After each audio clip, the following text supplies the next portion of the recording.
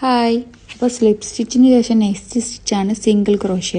അപ്പോൾ അതെങ്ങനെയാണ് ചെയ്യുന്നത് നോക്കാം. നമ്മൾ ഫൗണ്ടേഷൻ സ്റ്റിച്ചായിട്ട് റഫായിട്ടൊരു 10 സ്റ്റിച്ചസ് ഇട്ടിട്ടുണ്ട്. എക്സ്ട്രാ ഒരു ചെയിൻ സ്റ്റിച്ച് കൂടി ആഡ് ചെയ്യുന്നുണ്ട്.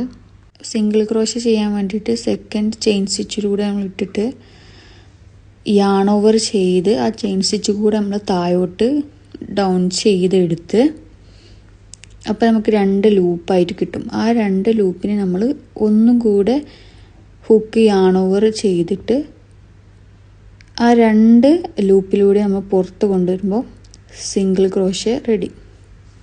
ഒന്നും കൂടെ കാണിച്ചു തരാം. അപ്പോൾ നെക്സ്റ്റ് സ്റ്റിച്ചിലൂടെ ഇട്ടിട്ട് ഇങ്ങനെ ഇട്ട് ഈ യാൺ ഓവർ ചെയ്ത് ആ ചെയിൻ സ്റ്റിച്ചിലൂടെ പുറത്താക്കുമ്പോൾ 2 ലൂപ്പ് കിട്ടും. ഒന്നും കൂടി യാൺ ഓവർ ചെയ്തിട്ട് ആ വർക്കിംഗ് ലൂപ്പിലൂടെ പുറത്ത് കൊണ്ടുവരിക. സ്ലിപ്പ് സ്റ്റിച്ചിനെക്കാട്ടിലും ഒരു സ്റ്റെപ്പ് കൂടുതലാണ് സിംഗിൾ ക്രോഷ്യക്ക്. അപ്പം ഈ 10 സ്റ്റിച്ചസിലും സിംഗിൾ ക്രോഷ്യ ചെയ്തിട്ട് കാണാം.